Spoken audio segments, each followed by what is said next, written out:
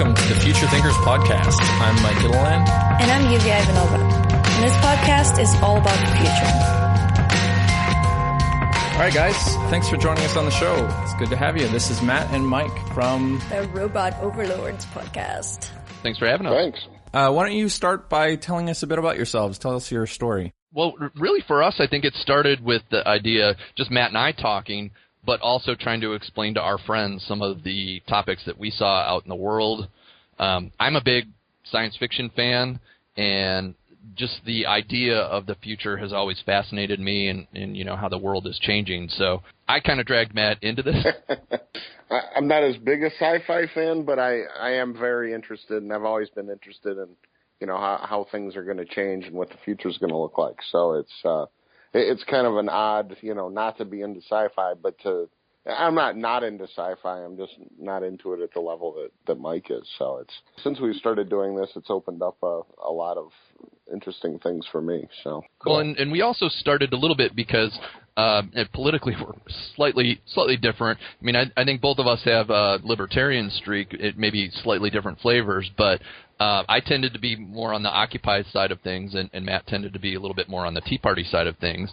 And when we first started recording episodes, we actually recorded a little bit in 2011, and it was a way to, well, here are two sides. They both have some things that they get right about politics in the States. Maybe, you know, we should try to look at the things they agree on, or things that they each bring to the table, and talk those through, rather than this constant, you know, your side, my side. And that, unfortunately, we didn't get too far with recording back then. We kind of quit right away at the beginning of 2012. We picked it up again last year in 2014, and you know, we've done episodes every Tuesday and Thursday on pretty much all year except for the holidays. And I think we drifted away from the political aspect relatively quickly, other than politics being kind of messed up. But you know, the idea of the future for us was probably the biggest driver. What are you guys' takes on the solutions? Like, how do you envision the future being, the ideal future? Oh, I don't have any answers. That's part of the fun of actually doing the podcast, of playing around with ideas. I'm a big fan of Robert Heinlein's term grok, of trying to understand things, and the older I get, the less I understand. So you know, it's just a way to consider ideas. I mean, personally, I'd like to see us get to some kind of Star Trek system where, you know, people are just out to better themselves. But in terms of the roadmap there, I think no one has really come up with a definitive roadmap. So there's all kinds of ideas out there. You mentioned Star Trek. I like the idea of becoming one with the Borg. Different variations of that. I've been a huge fan lately of Ramez Nam, his science fiction. He's got two books out, Nexus and Crux, and then the third book actually comes out next month called Apex. And in that, he sort of posits a nanotechnology that actually links people's brains together. And rather than sort of a top-down kind of Borg structure, he's got several almost living organisms that come about from people voluntarily associating, you know, so sort of like-minded people get together and they form this intelligence that, just by connecting with each other, that's greater than the sum of their parts in that technology. And some people might find that idea pretty scary, but certainly the way it plays out in fiction, the problem I have somewhat with science fiction is that, you know, it's a constructed story, so they can manipulate things that when it comes to, you know, the rubber meeting the road with reality, they don't necessarily play out that way. What are some other recent good movies, books that you guys have read or watched lately that are future-related? Well, Matt found us The Machine. Yeah, I thought, if you guys haven't seen The Machine, I think their website is The Machine Movie. It's relatively similar to the movie that's coming out now, Ex Machina, but it's also an independent film about AI. I thought it was really well done. And in that story, it kind of had the AI emerging from a military project. Interesting. Speaking of AI movies, have you seen Chappie? I have not seen Chappie yet. Yeah. I'm not a big fan of, is it Die Antwoord?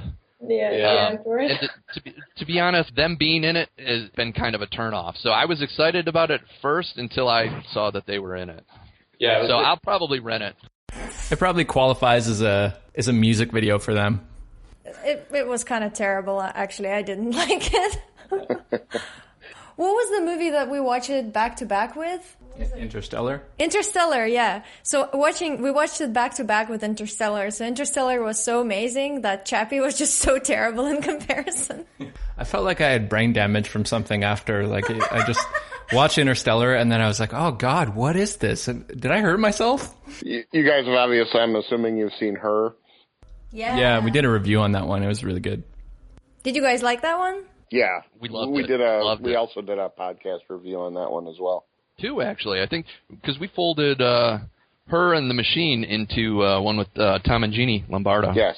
From the Center for Future Consciousness. Yes. Cool. Yeah, I'll have to check out The Machine. Have you seen, what was that one with Johnny Depp, Transcendence? Oh, God, why is everyone being dystopian?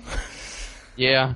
You know, there was so much about that movie that could have been good, and it just wasn't. I've watched it 3 times now, just because I guess I like punishing myself. Maybe you were really trying to see the good parts. Find the good parts. All the singularity stuff that's in that is actually really good, but the whole context of technology bad, you know, the sort of the story, the way the writers move their little action figure characters is so terrible. It's just, you know, a missed opportunity for a good movie. Yeah, shoot the nanobots. Yeah, shoot the nanobots. At least they didn't load a virus up to the alien spaceship with a MacBook PowerBook. Well, that's good. Part 2's coming out for that, so. Good. It'll be a virus uploaded from an iPhone then. Yeah, probably.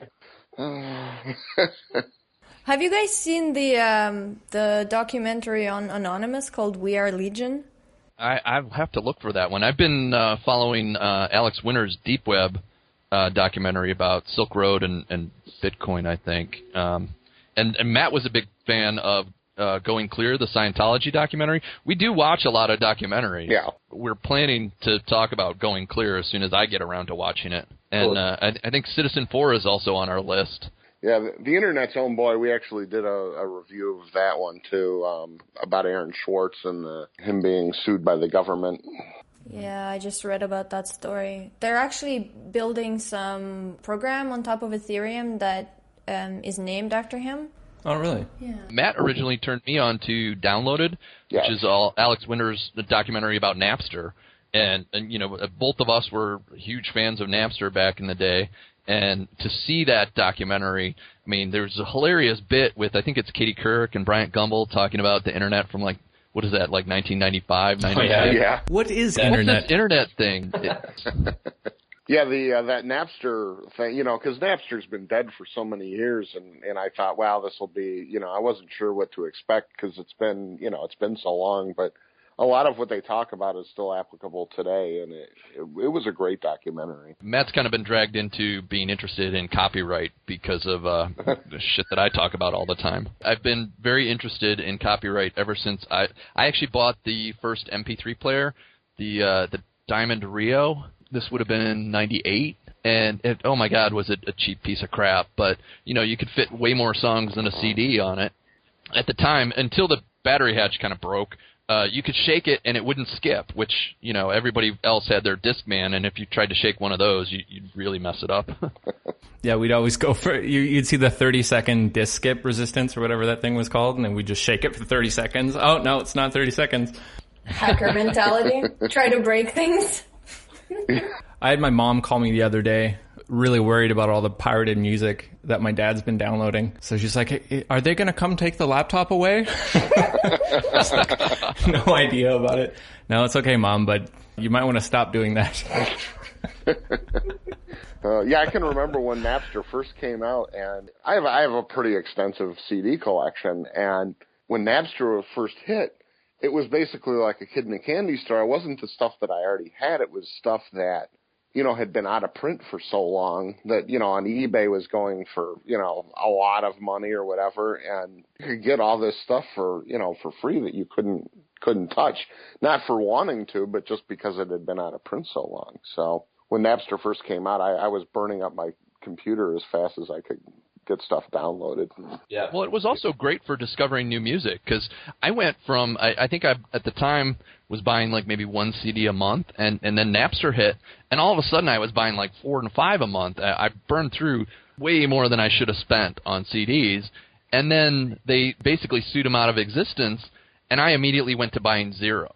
You know, I didn't even go back to buying music at all, really. I mean, I just kind of turned music off. It was kind of sad, actually. I felt really bad at that point that I'd been cut off from music.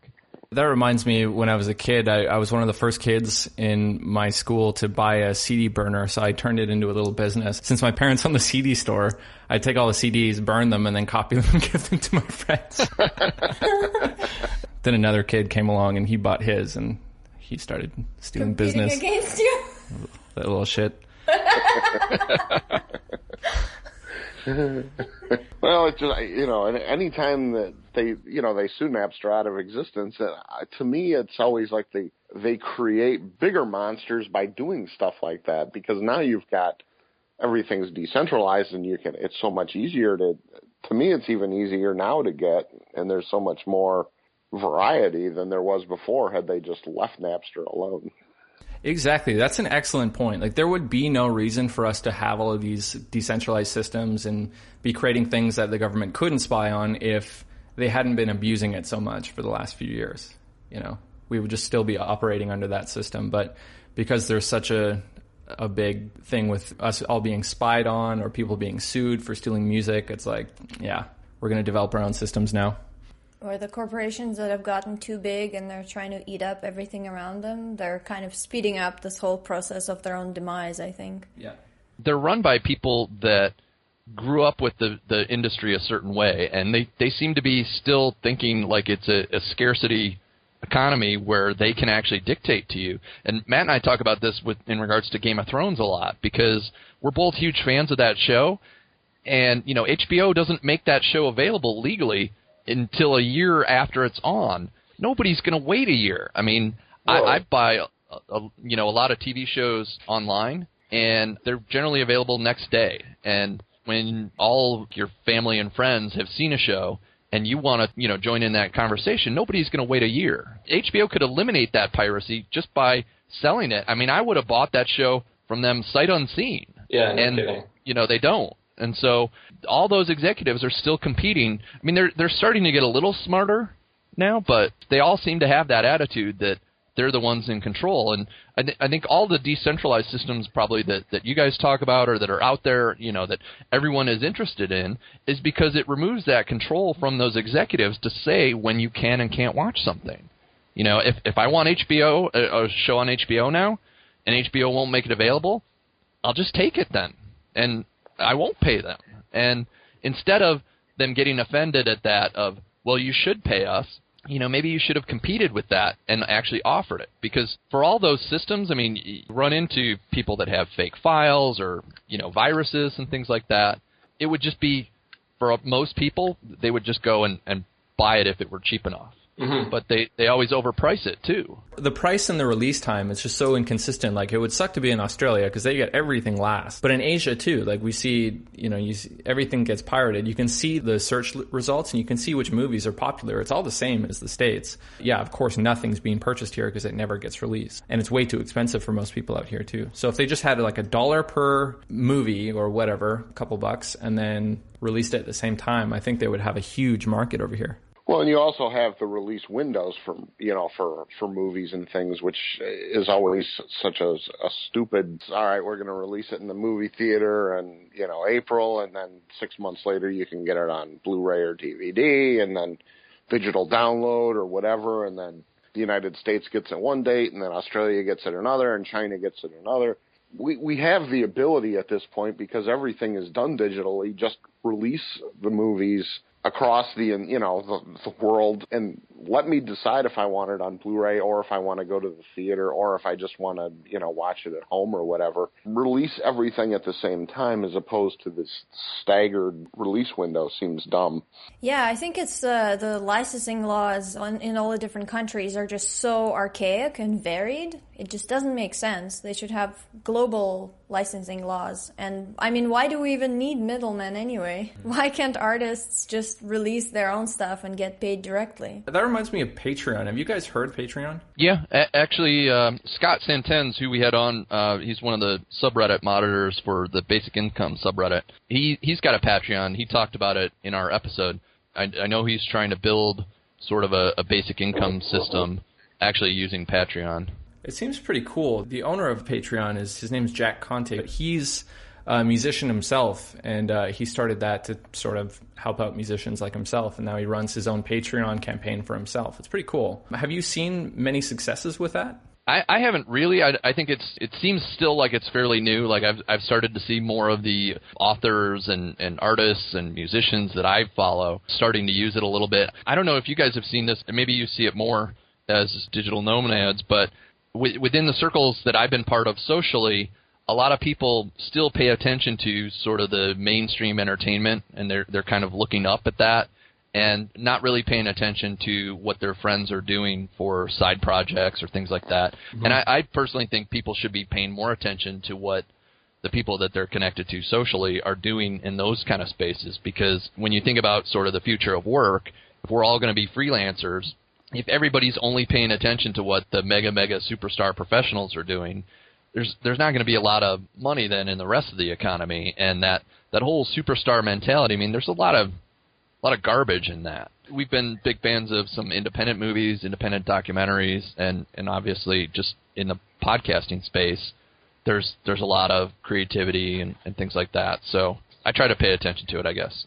I really like the idea of being able to prepay for content on almost like a subscription model. Like there's a lot of bands back home that I know that are struggling, and if they could just get half of their audiences to send them $1 per song, it'd be really easy to do, I think. But how cool would that be if you could fund your favorite artist to make a career out of it? I know there have been a few bands who have released albums, free, and then ask you to pay based on what you feel it's worth or whatever. They averaged about $5 per download, which is, to me, seems fair, especially when you're going directly to your fans and you're cutting out the music industry, who takes a major, the majority chunk anyhow. Actually, yeah, if you think about it, I will be more likely to pirate music if I think I'm taking money away from the big company, but if it's just an independent release, I'll definitely pay them. So I wonder if this sort of middleman thing actually has a negative effect on the potential revenue coming in for these bands. Probably huge. I would think it does. I know go back to Napster for a minute, when Napster was huge, I mean, both Matt and I had big CD collections, and downloading from that, I just figured, well, I've given all this money to the recording industry, and a lot of these albums only have one or two good songs. I'm just taking back some of that by downloading these things, particularly when they don't release them anyway. I think the problem is, for most people, they're so overwhelmed with things they have to pay attention to that it kind of gets to that, I don't want to invest the time or energy. People pay attention so much to this kind of top-down media model where they just know about the top artists and they watch TV and hear the top politicians. But maybe in the future it'll be a lot more distributed. How would you say it? Like a sharing economy. And people will have more incentive to share their friends' projects because their friends will also reciprocate and share their projects. I think you've already seen that a lot.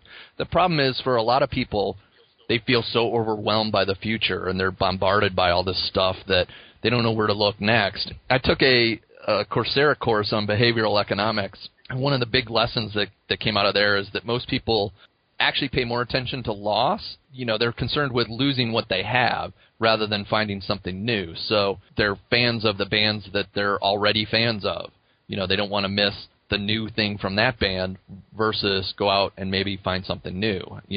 Getting people to pay attention to new is really difficult sometimes. And I'm just surprised that more people don't share the projects by people they know. Everybody is chasing after these viral things, and sharing cat photos or this or that meme.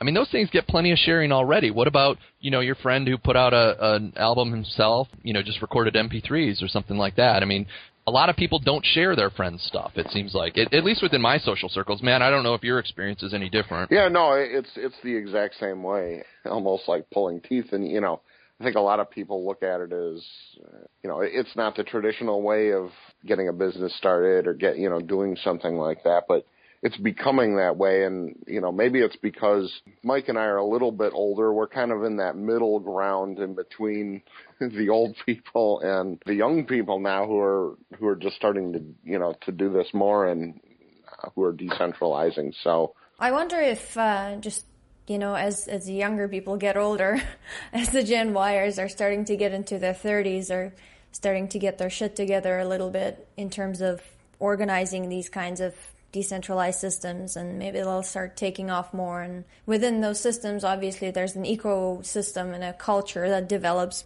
There will be more incentive for people to kind of have this reciprocity rather than just a top-down feeding. You mentioned that resistance a couple times, the resistance to trying something new. And there's an element of this when it comes to marketing that's really interesting, where you can have models of behavior because people are resistant, so they act predictably. I took a course recently on Facebook about Facebook ads, and this guy implemented this element of social proof into his ads where he would target people in cheaper countries like Malaysia or Pakistan, and he'd rack up the likes and shares of the posts before he started to advertise to people in the US, because the click-through rates and the conversion rates were so much higher on posts and ads that had more social engagement already present. So it's kind of interesting how that behavior can become predictable, and then marketers and businesses can easily develop manipulating tactics to kind of swing behavior one direction or another. And I think that generation versus, I guess you would say Generation Y, right? Or even younger, where people are born into this technology and born advertised to constantly, and their bullshit detection is just through the roof.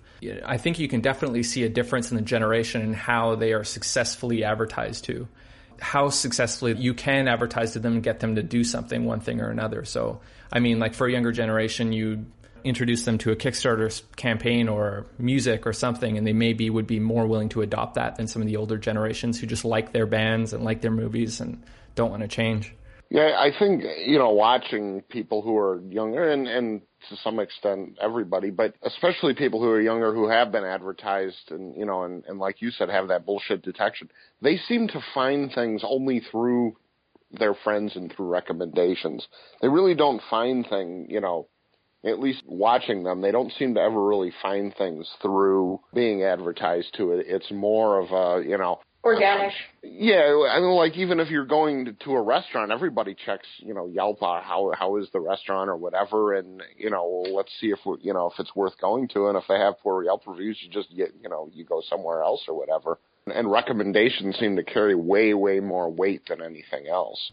So from your perspective, where do you see the downsides or positive sides of this kind of behavior that you see with the younger generation? I think some of it is easy to game. I mean, like you take Yelp reviews or things like that. There are people that sell those, I mean, actually in my Coursera behavioral economics course, they did a study where they had two restaurants across the street from each other. If they put like just actors even or just pay people to sit at tables out in front of it, that was the restaurant that ended up being popular, even though they basically served the same food at them. And, I think you guys did an episode about the way we're sort of wired through evolution. I'm forgetting the title of it now, but I literally just listened to it last night. I think that there's always these social pressures or social ways of, we're all following our tribe, so to speak. And it's just a matter of finding a tribe out there. And I really personally have thought ever since getting on the Internet that people should be more participating in sort of the process of getting news or, creating content. I mean, even calling it creating content is such a BS way of speaking about it. I think that everybody has a story and they should be sharing it. And that's one of the ways that as a culture we would develop a lot more empathy. I think Clay Shirky has a book called Here Comes Everybody. And it's on my reading list. I haven't gotten to it yet, but I've read some stuff he wrote about the book. That idea that everybody has a story to share. The problem I've found, anytime you get on the Internet, there's a gazillion people doing whatever you could think of. I mean, there's already somebody doing some variation of really any idea you could think of. And so I found this on Twitter. I end up retweeting a lot of things that say what I want to say better than I would say it myself. Mm-hmm. So I don't actually write a lot of tweets. I just mostly retweet. And so to some people, my account kind of looks like a bot because I retweet a lot.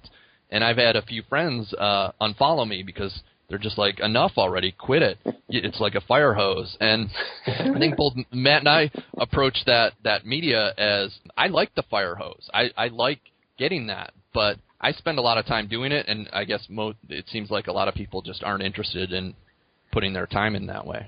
Yeah, I think it's interesting that you bring up the concepts of content versus stories, because we work in sort of a marketing space.